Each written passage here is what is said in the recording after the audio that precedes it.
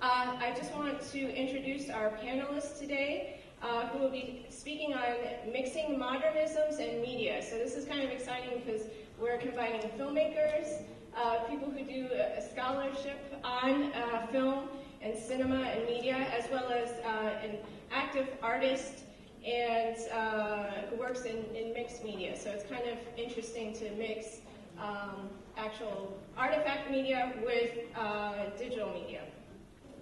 And Professor Victoria Timpanaro, who will be speaking on modernisms in 1960s horror cult film. Professor Timpanaro also works in the MPT department, if you don't know. She's also an amazing filmmaker, musician, and the manager of production services at Essex County College. She also runs the college's educational access stations for Cablevision Channel 77 and Verizon Fios Channel 37. So if you don't know, if you live in the area, you can watch programming made by ECC students and staff and the amazing staff at MPT, the Media Production Technology Center, on your TV. We actually share channel space with Newark Public Schools. So a lot of what goes on at the college you can see on Cablevision and on Verizon Fios. Victoria teaches Cinema 101, Introduction to the Art of Film. And her academic career started at Brookdale Community College, where she received an AA in music and an AAS in TV video production. She was also an active member of the Alpha Pi Theta chapter of the Phi Theta Kappa Honor Society. And at Ramapo College, she earned a double BA in electronic music and digital video art, while minoring in video studies. Victoria completed her MA in Media Studies at the New School. Her thesis work, a documentary entitled Indie Cult Horror, examined underground horror films of the 1960s, 70s, and 80s. She is currently working on a new documentary series titled Real Women, looking at women in horror and sci-fi films. And Victoria is actually one of the leading, I would say, experts. Yeah, I'm going to kind of call you out now.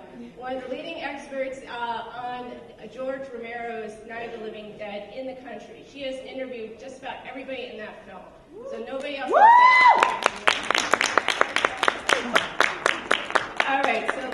Okay, so when thinking about modernism, it's not a concept that we usually apply in film. In film studies, we like to talk about postmodern a lot. So modern, I had to kind of define that for me. And I decided that modernism in film is relating what is in society. It's encapsulated, and it's trying to explain what the culture is feeling at the time. So my students know that there's two films I really like to talk about, and that's Psycho and Night of the Living Dead. So, we have to find how can we relate those two important films of the 60s to the concept of modernism, right? So this is my background. We're going to talk about the 1950s first. If you can hear this, that's great. If not, it's not a big deal.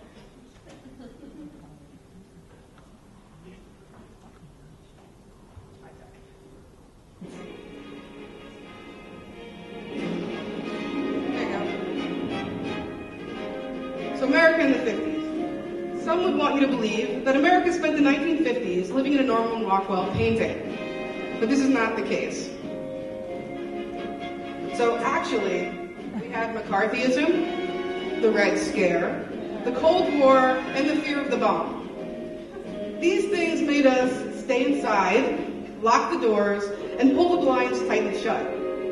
Americans no longer wanted to know their neighbor. Instead, now, we were just scared of them. So,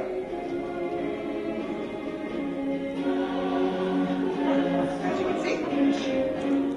So now we've had McCarthyism. So, before this, what were we scared of before McCarthy happened? In the 40s, there was the traditional Gothic horrors that Universal so elegantly brought to the big screen. Monsters like Lugosi's Dracula, Karloff's Frankenstein monster, and Chaney's Wolfman gave nightmares to children everywhere. But once these stories had been bled dry, we had to shift our focus to what made us scared now. So in the 1950s, we get the big monsters, right? We get aliens, radioactive bugs, and creatures from black lagoons. So this was everything that scared us pre-1960.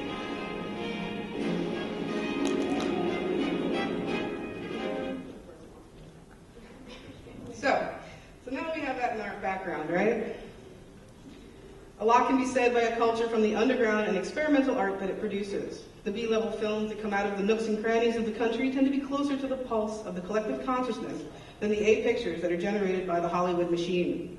So let us look at the society of the 60s and the decade that became synonymous with counterculture. By the time the 60s rolled around, these previous terrors started to feel pedestrian, thanks to growing paranoia and McCarthyism and the so-called threat of the communists. We stopped fearing that things could go bump in the night, and we started worrying about the unknown entity living in that house next door. The other in society was now us, right? We're not scared of monsters anymore. That's really tame, right? What's really scary? People. So there's two films that really bring this new bleak trend in horror to the forefront. And those are Hitchcock's Psycho, obviously, and Michael Powell's Peeping Tom. Both of these films are the first times that we look at a person as something evil, as someone who looks normal, not a deformed creature of any type or somebody who has some sort of bizarre birth defect. They're normal-looking people. Now, okay, you're going to say, Hitchcock, that's not a cult filmmaker, right? But the thing you have to remember about this particular film is that when Hitch brought this concept to the I believe it's Universal, he had Richard Bloch's novel. The studio didn't want to support it. It was an odd choice, especially for a man who did these big, grand films, right? So Hitch said, fine, give me a small budget. I'll do it in black and white. I'll shoot it with my TV crew, and I'll do it like an independent film. So that's why you get that kind of grassroots feel from a film like Psycho, even though it was produced and distributed by Universal. For a big name director to choose to work this way was extremely radical at the time. But the harsh reality of black and white makes everything feel much more real to us. We're still coming out of an age where we watch our news in newsreels. The newsreel is always a gritty black and white type of film that basically was kind of like watching encapsulated news now. So this is what we're used to. We saw the war this way. So now anything that we see in this black and white context, to us, feels like the TV news in reality. The thing that was strange about Psycho was the fact that Norman Bates is the evil entity, right? He's our other. Norman looks like a normal guy. He's a little awkward, but he seems normal, right? But he makes us question that quiet man who lives on the edge of town, right? He's an outcast. He's an outsider. He's not one of us. And even in this, there's a great scene in the film where the two people who are trying to track down the missing woman, Marion, they go to see the town sheriff. And the sheriff and his wife are like, oh, Norman, how's he doing? Like, oh, he's just Norman. It's not a big deal. So, of course, everyone's a little shocked when it does turn out to be Norman, who's killing people and sticking them in the woods. The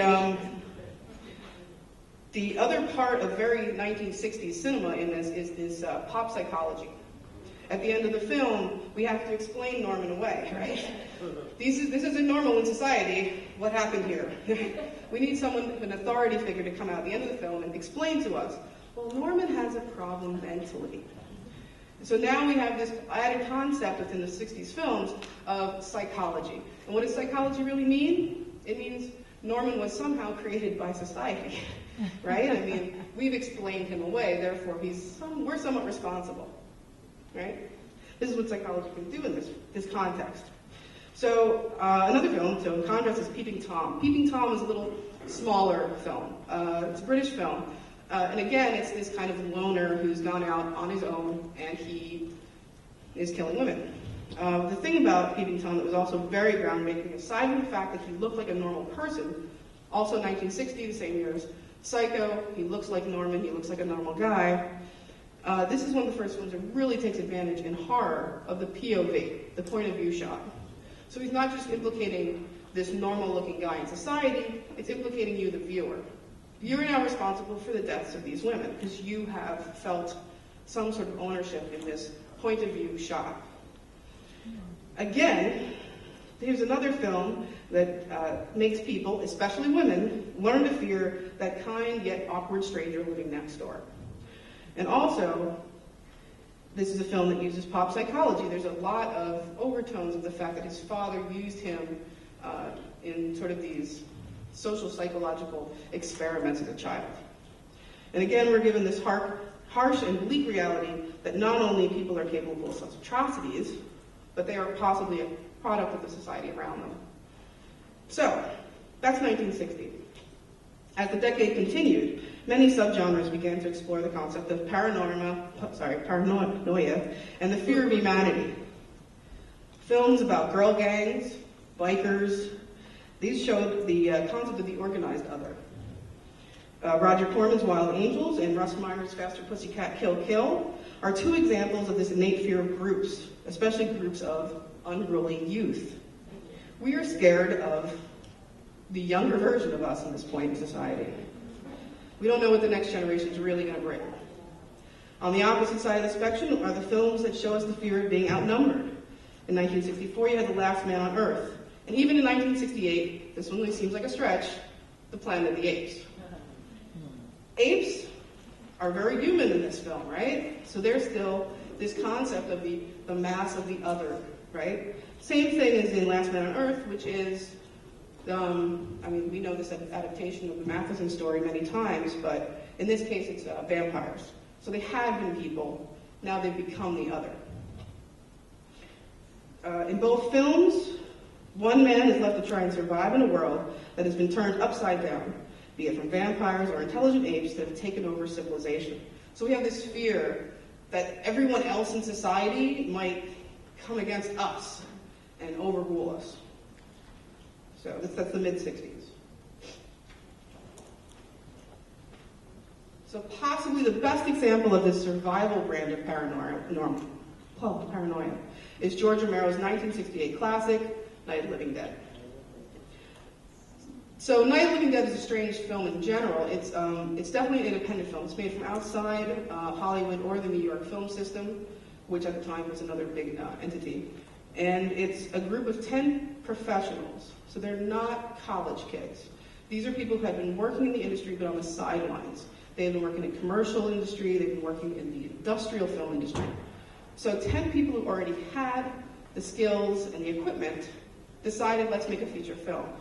And what they did was each of these 10 original people, which became Image 10, made an investment. So we have the concept of creating art as a collective unit that has an invested and monetary decision-making process. So because they have this very documentary-like approach to filming, because they're used to making industrial films and commercials where we want to represent life in a real fashion as opposed to creating fiction beforehand, this film feels a little more real than what most people are used to from a horror film. It's always said that it has a documentary, gritty, handheld style. And again, we're kind of hearkening back, because this is a black and white film, to this concept of the newsreel, and how the newsreel is telling us what is real, especially in Night. Night takes a really great example of, I guess it's a little Marshall McLuhan in there, because we're talking about the medium as the message. They, of course, the survivors in this film, get all their information from news sources. There's the radio, there's the television, and they follow directly what they're told, or they take what they're told by the media as fact. So, in Night we see that the bad guys are us, right? Zombies were people 2 days ago, but now they're not. So instead of the great unwashed masses, now we have the undead masses. Pretty close. The true root of conflict in Night, though, is not the zombies. What it is the harsh reality we have to face inside with the survivors. The struggles of man against man and the conflict of the ageist society are harder to deal with than the Walking Dead are outside. While many have speculated that Night is allegory for the racial tensions in our nation during the late 60s, this is 1968, this approach is not particularly valid if you know the history behind the making of the film. Yes, Dwayne Jones is a rare black protagonist in a film of this era, but race is never mentioned anywhere in the context of the narrative. In reality, basically what happened was they wrote the script, they went to local community theaters and other actors that they knew, had people audition. Dwayne was the best person who read for the part. They, being of the younger hip generation, We're like, okay, so a black guy got the part. Does that mean we have to change it? No, why would we do that? We wrote a film about a guy, and he's a guy. So nothing was changed to really accommodate for that. Later, while they were filming, Dwayne Jones did make some recommendations that some things he thought might come off a little awkward coming from him. But in general, the film was not altered because of race. So on the other hand, while race may not have been an issue within the story, it is clear that culture class prevents the people who band together to be able to work together in order to survive that night. Could age be the reason that the more mature and hard-headed Harry Cooper refuses to listen to the youthful and confident Ben? Does it hurt or hinder the task when young and impressionable Tom and Judy seem incapable of making any useful decisions? Perhaps the true message of Night is that the only way that we can survive in this scary place we call America, especially in the 1960s, is to put aside our differences and learn to work together. If we as a society could start to open up those blinds and learn to trust our neighbors again, then maybe that boy next door will cease to be the next Norman Bates. Maybe then we can only be sure that the people on our block aren't a bunch of commies and they're not the zombie hordes coming after us. Thank you.